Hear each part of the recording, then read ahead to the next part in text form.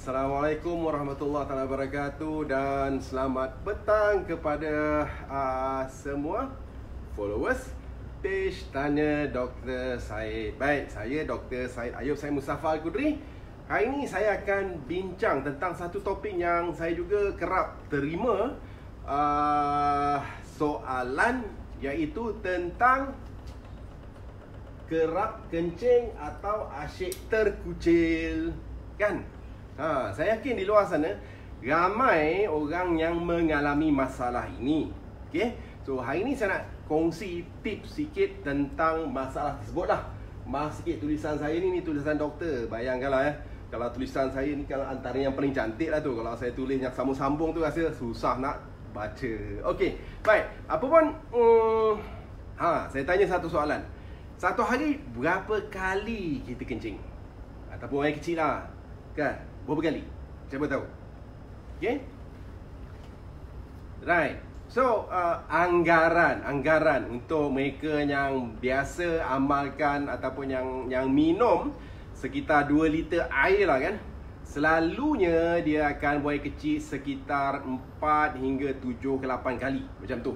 Ataupun 3 hingga 4 jam sekali. Itu yang normal lah, kan? 3 ataupun 4 jam sekali, maksudnya kurang daripada 8 kali sehari. So ini adalah orang kata buang air kecil yang normal. Tapi kalau dikerap tu, kerap maksudnya lebih daripada 8 kali, maksudnya mungkin ada sesuatu yang tak kena. Tak semestinya benda tu orang kata bahaya, sebab kadang-kadang mungkin disebabkan oleh dia terlajak minum air je, kan? Tetapi itu boleh juga menjadi petanda kepada masalah-masalah lain. Right. Yang mudah nak tahu berapa banyak air yang nak kena minum ialah tengok warna air kencing tu. Air kencing tu tak seharusnya berwarna gelap. Maksudnya kalau dia warna kuning cerah, itu yang paling cantik, kan? Kuning cerah, itu maksudnya anda cukup air. Dan kalau dalam keadaan kuning cerah tu anda masih buang air kecil banyak kali, ataupun seorang yang rasa macam tak tahan-tahan nak buang air kecil tu, ini mungkin ada masalah. So itu topik saya pada hari ini yang saya harap saya dapat kongsikan bersama anda. Baiklah, pundi kencing kita sebenarnya dia ni satu organ yang boleh mengembang menguncup lah, kan? Selalunya dia boleh muat sekitar 1,5 hingga 2 cawan air kencing sebelum dia beri signal untuk kita pergi ke toilet, kan? Tapi ada juga orang yang mungkin boleh tahan lebih. Okay, right. Sebelum apa-apa saya sharekan, kadang-kadang kan mungkin kita berada di sesuatu kawasan yang tak ada toilet, tiba-tiba nak terkencing. Apa yang anda nak buat? Saya kongsikan 3 tips. Ini belum masuk topik dia lagi, kan? Tapi 3 tips kalau tiba-tiba nak terkencing, tak ada toilet, aduh mak, apa nak buat? Mudah saja. First kali, alihkan pikiran anda.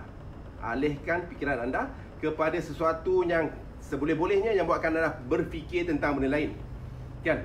Tak kira lah nak fikir tentang kerja ke apa ke, elakkan daripada fikir tentang tandas ataupun rasa nak kencing. Itu nombor 1. Nombor 2, kalau anda tengah duduk, mungkin dalam kereta, kan? Tengah duduk, okay, ke depan sikit untuk memberi ruang, okay, jangan tunduk sangat, ke depan sikit untuk memberi ruang kepada bunyi kencing tu. Dan jangan sekali-kali, okay, jangan sekali-kali fikir tentang air, tentang tandas. Ini masak. Sebab saya tahu kadang-kadang bila kita nak terkencing sangat, kan, kita dah sampai dah dekat dengan toilet tu, kita pergi pandang dia punya simbol toilet tu, terus rasa nak keluar masuk tu juga. Ini bahaya. Tapi itu tips untuk anda yang tak jumpa toilet. Tapi hari ini sebenarnya saya akan ceritakan tentang satu masalah yang dipanggil sebagai apa? Mana pen? Okay. OAB. Okay. Right. Apa maksud OAB ini? Ini adalah overactive bladder. Okay. Maksudnya pundi kencing yang terlajak aktif. Yang terlebih aktif lah. Right. So sebenarnya pundi kencing yang terlajak aktif ini dia sering berlaku pada mereka-mereka yang menghampiri usia menopause ataupun lelaki yang mempunyai masalah prostat. Namun kajian menunjukkan bahawa gadis ataupun wanita 17% daripada wanita yang berusia 18 tahun ke atas, muda pun boleh mengalami masalah OAB, overactive bladder ni, ataupun bunyi kencing yang terlajak aktif. Okay, right. So apa punca biasa-biasa lah yang menyebabkan kita selalu terkencing ni, kan? Okay, right. Punca yang pertama sudah tentu macam saya katakan, terlebih minum air. Setengah orang ialah kita tahu bagaimana nak sukat air itu mudah saja. Maksudnya berat badan dalam kilogram, okay, bahagi dengan 30. Itulah jumlah air yang anda harus minum sehari. Okay. Tapi setengah orang mungkin sebab ialah tak tahulah sebab apa dia terlajak minum, especially dia minum sebelum tidur. Ini boleh menyebabkan dia kerap sikit pergi kencing. Okay, nombor 2 yang penting yang anda harus tahu, kencing kerap yang cukup frequent, yang cukup kerap yang menjadi punca yang antara terkerap ialah UTI ataupun urinary tract infection ataupun jangkitan kuman pada saluran air kencing. Okey, selalunya ini wanita yang alami dan tanda-tandanya biasalah, dia kerap kencing dan kencing dia sikit-sikit, kadang-kadang sitik dan bila dah serius tu dia akan rasa kencing tu macam pedih macam kena hiris. Dan kalau dibiarkan lagi dia akan jadi kadang-kadang keluar darah. So ini tanda jangkitan kuman pada saluran air kencing. Okey, sebab yang lain sudah tentu kita tahu, kalau kena kencing manis pun dia kerap kencing, especially kalau gula tu tinggi dan tak kawal. Okey, sebab lain nombor 4, kalau makan ubat yang menggalakkan kencing. Ini selalunya ubat yang diberi untuk mengawal tekanan darah tinggi. Contohnya Thiazides, Lasix. Benda tu boleh menyebabkan kita, memang tugas ubat tu pun untuk kencing, kan? Termasuklah ubat antidepresan, anti kemurungan dan juga ubat tidur. Kadang-kadang ini boleh kacau atau boleh menggerakkan anda mengalami OAB ini. Dan apa lagi? Bagi mereka yang ada batu karang, kadang-kadang ini boleh menyebabkan iritasi. Batu karang buah pinggang kan, bukan batu karang empedu. Batu karang buah pinggang ini boleh menyebabkan iritasi, menyebabkan anda rasa nak asyik nak terkencing aja, ataupun dia boleh menggalakkan, memudahkan jangkitan kuman pada kencing pun sama juga 2 kali 5 pun menyebabkan kerap kencing. Kemudian apa lagi? Wanita. Okey, wanita yang mungkin bukan mungkin lah, yang baru hamil. Yang baru hamil disebabkan oleh perembesan jenis hormon HCG. Okay, HCG hormon ini menyebabkan simptomnya mudah kencing. Kalau perempuan yang pun hamil tu tiba-tiba dia kencing, mudah asyik rasa loya ke, itu tanda buat UPT tu memang positif lah, kan? Okay, kemudian apa lagi? Mungkin gangguan pada otak, mungkin masalah stroke, masalah Parkinson, masalah MS, multiple sclerosis yang mengganggu saraf yang pergi kepada bunyi kencing. Okay? Dan ini juga berlaku pada wanita, vaginitis ataupun jangkitan pada saluran ataupun rongga kemaluan mereka. Okay? Vaginitis yang kadang selalunya dia datang dengan keputihan ke kuning ke hijau ke macam itulah. Ini pun boleh menyebabkan iritasi yang menyebabkan dia mudah, maksudnya kerap kencing. Okey, lain-lain minuman yang tinggi kafein, kopi, teh, Coca-Cola, Red Bull, jenis-jenis macam itulah, kan? Kafein ini kita tahu dia juga adalah natural diuretic, so memang dia akan kerap kencing. Okey, apa lagi? Otot pelvic ataupun otot pelvic. Pelvic ni bahasa Melayu saya rasa pelvic juga lah kot. Okay. Pelvic ni kat bahagian bawah. Otot ni jadi longgar. Sebab apa otot ni longgar? Selalunya disebabkan oleh selepas melahirkan anak ataupun apabila mereka berusia yang mana jumlah kolagen yang menyebabkan otot ni anjarlah semakin kurang, pun boleh menyebabkan mudah kencing ataupun kerap kencing. Selain daripada itu, saya dah bincang tadi menopause, kemudian masalah prostat, okey, termasuklah masalah apa dia? Ketumbuhan. Yes. Sebab setengah perempuan dia ada masalah cyst yang besar, masalah fibroid, yang semua ni menekan kepada pundi kencing. Ini menyebabkan pundi kencing tu tak ada ruang, kan? So dia pun asyik nak terkencing. Right. Apa lagi?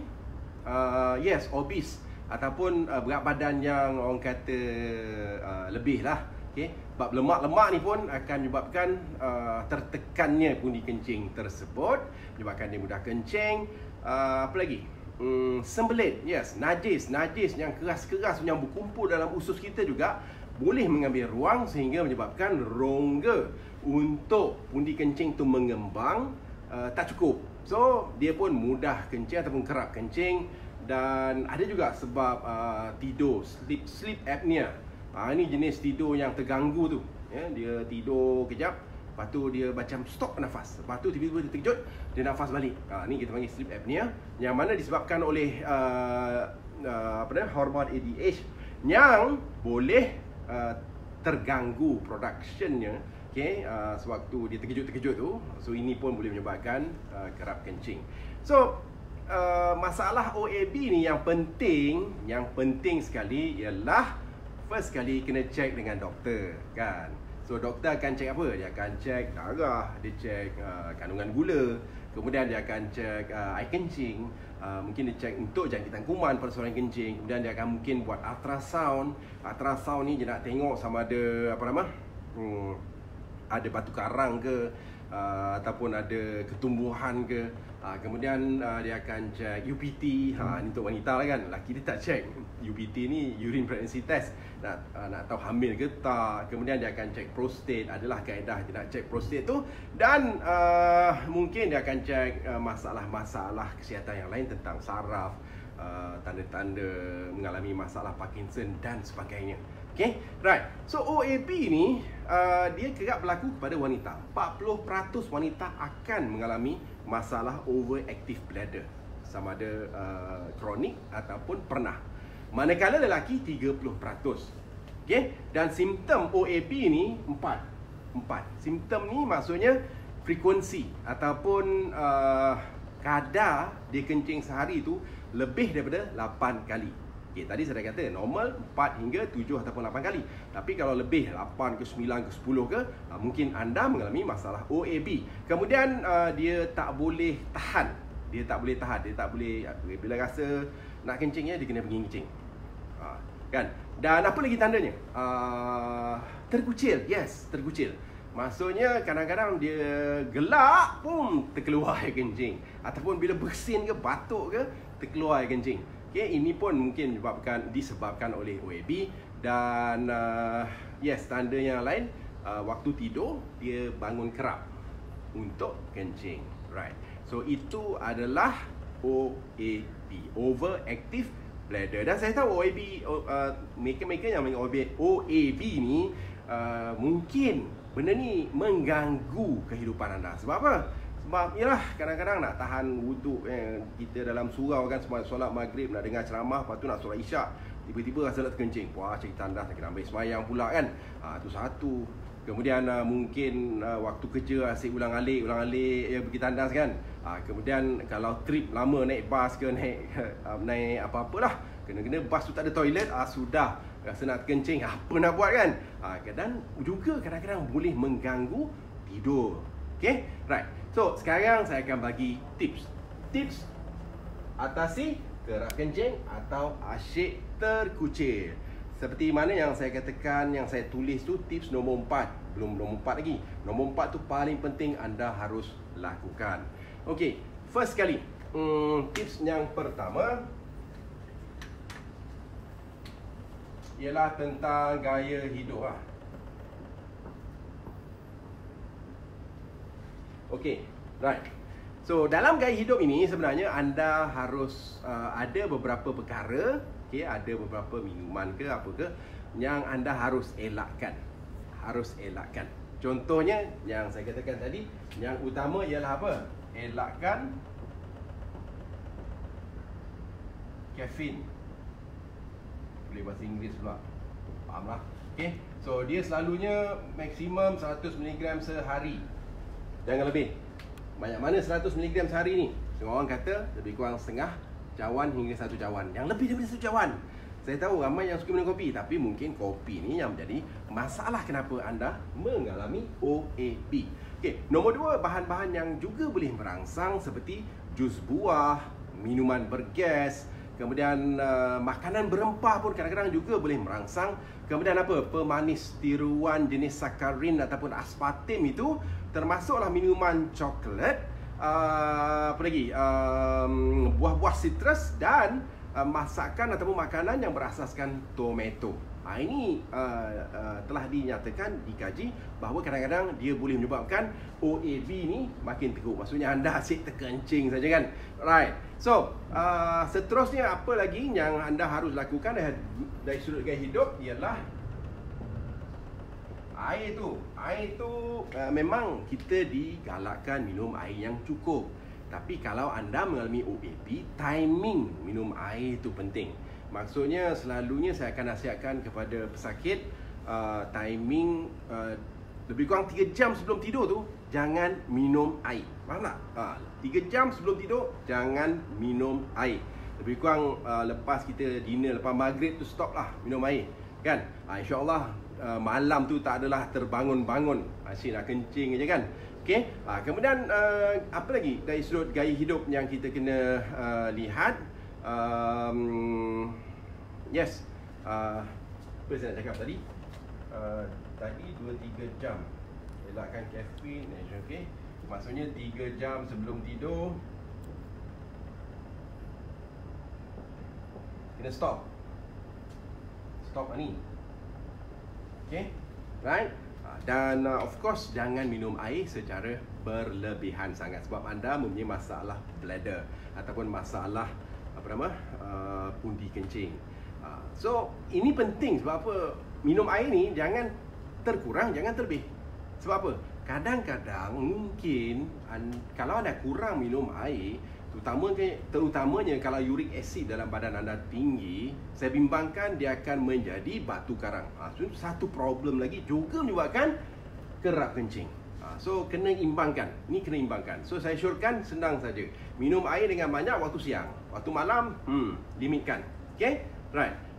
Dan itu penting. So apa lagi nasihat dan gaya hidup? Ialah tingkatkan pengambilan serat. Okay. So serat ni sebenarnya dia ialah sayur ke, buah ke, tapi jangan fruit juice Serat ni sebenarnya dia ada sayur yang mana dia mampu untuk melawaskan. Sebab saya katakan antara punca kerap kencing juga disebabkan oleh sembelit. Dan satu lagi yang juga boleh diamalkan dari sudut wanita yang mungkin mengalami masalah ni sewaktu menopause ialah untuk mengamalkan, takut tak muat ini. Okay, mengamalkan phytoestrogen. Okey, phytoestrogen ini kalau kita dia adalah estrogen. Sebab waktu menopause estrogen tu dah rendah kan. So kita ganti dengan estrogen yang semula jadi dari tumbuh-tumbuhan. Okey, kalau zaman dulu-dulu nenek moyang kita dia panggil benda ni ubat periuk. Kan pagi-pagi dia rebus benda tu, dia minum dalam tu. Tak kiralah Kaki Fatimah ke apa ke. So itu semua ada phytoestrogen yang juga boleh memberi kesan membantu mengelakkan dari terkucil. Kan? Okey, dan seterusnya apa lagi? Phytoestrogen dan yes, boleh juga amalkan minuman yang sihat untuk pundi kencing, antaranya yang mempunyai cranberry. Okey, cranberry ni dia mempunyai bahan yang boleh mengelak ataupun mencegah urinary tract infection. Okey, so mungkin anda beli jus cranberry. Jus ni banyak gula. Okey, anda boleh beli cranberry yang kering tu buat minum, makan ataupun makan cranberry saja. Okey, ini juga boleh membantu untuk mengelakkan ataupun memberi bladder ataupun pundi kencing yang sihat. So itu tips nombor 1. Okey, tips nombor 2. Elakkan stres.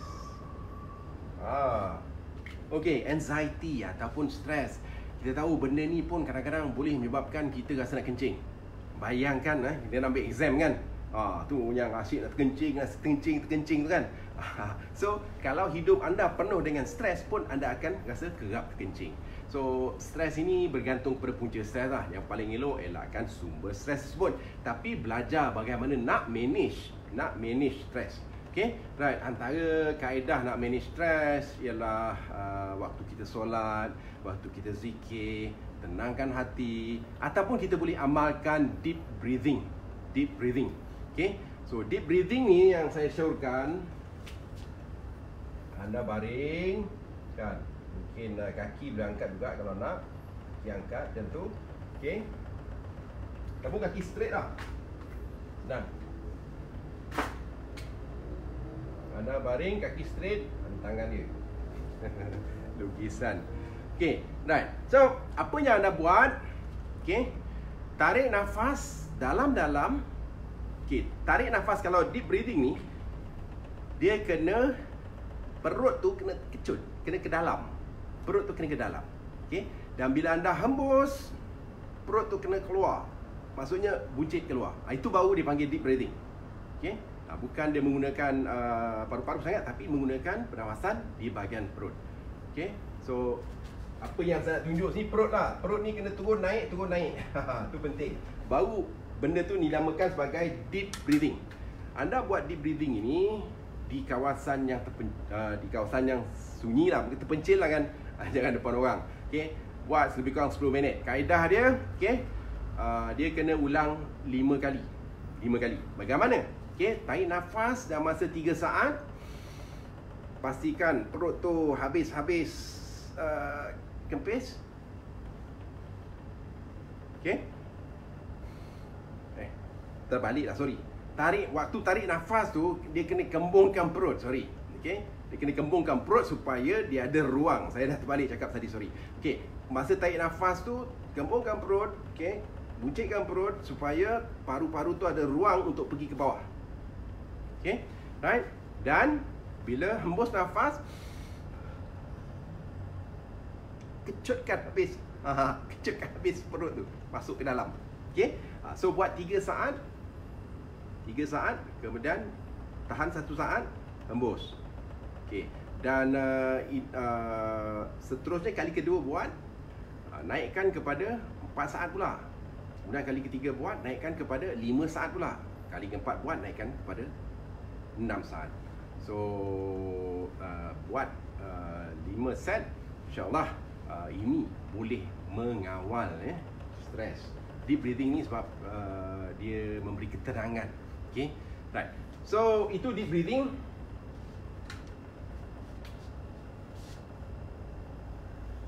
Okay, yang ketiga ialah, of course, kena turunkan berat badan.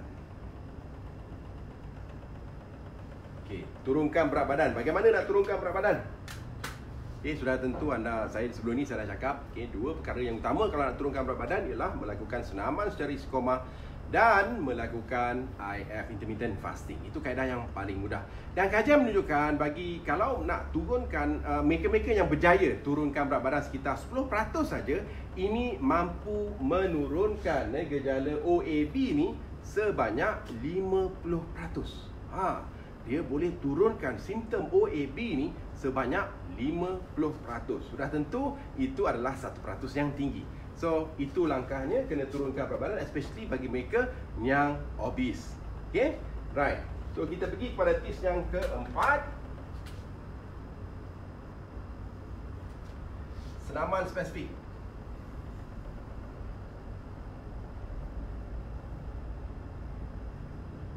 Ini antaranya Kegel. Tulisan. Okay. Right. So senaman spesifik ini dia lebih untuk menguatkan pelvic floor ataupun otot pelvic yang saya cerita tadi lah kan. Okay. So senaman Kegel ni kalau anda lihat daripada banyak sumber, dia macam-macam diorang bagi. So saya akan ambil satu sumber yang berasaskan daripada AUS ataupun American Urogynecologic Society, AUS. Dia mengesyorkan senaman Kegel macam ni. Okey, saya akan ajar anda macam mana. Okey, so senaman Kegel ini dia harus dilakukan dalam bentuk set. Maksudnya 3 kali sehari. Kena buat pagi, petang dan malam. Okey, pagi, petang dan malam. Bagaimana nak lakukan senaman Kegel ini? Dia asas dia saya boleh katakan senaman ini senaman nak kemut lah, kan? Bayangkan anda tengah kencing kan, tiba-tiba pintu terbuka ke apa, anda nak stop kencing, kemut nak stop kencing tu, itu lebih kurang senaman Kegel lah tu. Tapi kalau kaedahnya yang elok, anda bermula dengan berbaring, sama juga berbaring. Okey, kaki boleh naik ke atas. Okey, first kali dia kena buat macam mana nak buat Okey, dia tahan lepas angin. Bahasa biasanya tahan kentut lah. Tahan kentut dengan tahan kencing.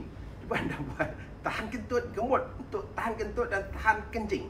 Okey, kemut betul-betul. Ni kena betul kemut dia. Dia tak boleh kemut benda lain. Dia kena otot yang di bahagian pelvic floor tu tau, di bahagian bawah tu. Okey, dia kena tahan selama 3 saat. Kemudian rehat selama 3 saat dan ulang 10 kali. Okey, faham tak? 3 saat tahan, and then rehat 3 saat, and then ulang sampai 10 kali. Okey, itu baru satu set. Itu satu set. Okey, dia start 3 saat dulu sebab nanti terkejut, kan? Sebab tu saya kata baring dulu. Okey, right. Dia seelok-eloknya waktu anda start, lepas dah seminggu start macam tu, selepas seminggu naikkan 1 saat setiap minggu. Lepas tu buat macam mana? 4 saat tahan, kemudian lepaskan, ulang 10 kali. Dan itu satu set, dan set ini harus dilakukan 3 kali sehari, iaitu pagi, petang dan malam. Okey, faham? Dan ulang ini sampailah dia sampai kepada tahan ataupun kemut tu selama 10 saat. Okey, 10 saat buat. Okey, kemut, dan lepas, pastikan anda relax waktu lepas tu. Lebih kurang 10 saat, tarik nafas, semua nafas, dan ulang balik. Buat 10 kali, dan ini satu set, dan lakukan 3 set sehari, iaitu pagi, petang dan malam. Okey, so senaman ini boleh dimulakan dengan berbaring, okey, supaya anda mudah kontrol. Dan lepas anda dah biasa buat senaman itu, anda boleh juga buat senaman itu sambil duduk ataupun sambil berdiri. Kalau duduk tu pastikan belakang anda straight, tak nak duduk couching ataupun duduk bengkok-bengkok macam tu. Okey, tu kaedah senaman, dan ini kaedah yang sangat-sangat penting untuk menguatkan otot di bahagian pelvic floor, di bahagian pelvic ni bahasa apa? Pinggul kot. Dinding floor, lantai pinggul, lantai pelvic di bahagian bawah tu, supaya dia boleh menguatkan, okey, dia boleh menguatkan kawalan anda supaya tidak asyik terkencing ataupun terkucil.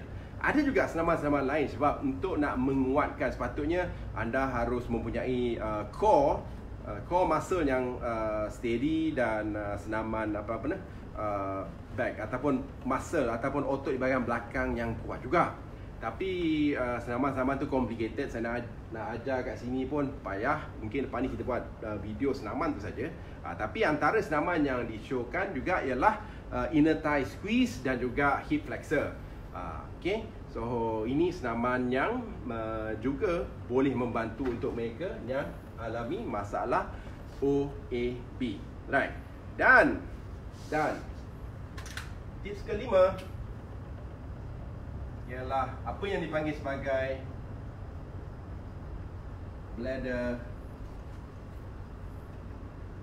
training. Okey. Bladder ni pundi kencing lah. Maksudnya kita harus ataupun anda harus belajar untuk train pundi kencing itu. Dan ni kena buat diary sikit lah. So maksudnya diary tu anda akan catatkan berapa kali anda kencing sehari. Kemudian anda akan catatkan apa yang mungkin merangsang ataupun yang tidak merangsang anda kencing kerap. Dan perkara-perkara yang anda nampak bila anda buat benda ni kencing kerap, anda harus jaga dan elakkan. Tetapi apabila anda nak rasa kencing, okay, tugas tadi juga ialah untuk mencatatkan berapa jangka masa antara anda kencing sekarang dan juga kencing lagi sekali tu. Okay, so seboleh-bolehnya jarak antara kencing, antara 2 kali kencing ni, bila rasa nak kencing, cuba tahan 5 hingga 10 minit. Jangan pergi terus. Tahan 5 hingga 10 minit. Okay, tahan 5 hingga 10 minit. Dan seterusnya, apabila dah berjaya tahan tadi, boleh pergi kencing. Tapi bila dah berjaya tahan, next time tahan lagi sekali. So biar jarak ini sekitar 3 hingga 4 jam. Maksudnya kembali normal. Kita nak train bladder ataupun puri kencing kita supaya dia cuma mengecut ataupun dia cuma mengeluarkan air kencing dalam masa 3 hingga 4 jam supaya dia menjadi normal. Okey. So memang dia ambil masa sikit lah. Mungkin latihan ni memerlukan mungkin 2 bulan macam tu. Okey. Barulah anda akan sampai tahap yang mana anda betul-betul boleh kawal kencing. Okay, right. So ingat, bladder training ini ialah mudah. Anda rasa nak kencing, tahan 5 hingga 10 minit, kan? Kemudian lagi sekali rasa nak kencing, tahan 5 hingga 10 minit. Biar jarak tu sampai ke tahap 3 hingga 4 jam antara first kencing dan second kencing. Barulah bladder ataupun rangsangan saraf ke bladder anda tu semakin lama semakin normal. Dan insya-Allah anda akan bebas daripada OAB seandainya tidak ada masalah kesihatan yang lain. So 5 perkara yang saya dah kongsikan ini, inilah yang anda boleh cuba amalkan untuk mengatasi masalah kerap kencing ataupun asyik terkucil. So itu perkongsian saya yang ringkas pada hari ini. Dan saya harap anda semua dapat memanfaatkan daripada tips yang saya bagi. Okay? Jangan lupa kalau anda rasa ini bermanfaat, like dan share video ini dan kongsikan dengan rakan-rakan anda yang mungkin mereka juga mempunyai masalah yang sama. Okay? Dan jangan lupa bagi mereka yang mempunyai masalah kencing manis, sebab kencing manis pun kerap kencing, right? So, mengapa tidak anda masuk dalam page Hidup Bahagia Tanpa Diabetes, Hidup Bahagia Tanpa Diabetes. Okay, daftar di situ, dan dalam ruang ataupun FB group Hidup Bahagia Tanpa Diabetes tu, saya dah kongsikan lebih daripada 7 video bagaimana anda nak faham tentang diabetes, bagaimana anda nak insya-Allah mencegah terjadinya komplikasi-komplikasi buah pinggang ke, mata ke dan sebagainya. Okay? Dan yang paling penting, mana tahu ada rezeki jika anda amalkan tips-tips yang saya bagi dalam ruangan tersebut, anda boleh reverse ataupun pulihkan diri anda daripada diabetes. So itu yang kita harapkan supaya anda hidup bahagia tanpa diabetes. So sekian daripada saya. Wabillahi taufiq. Assalamualaikum warahmatullahi wabarakatuh. SKB, care for you.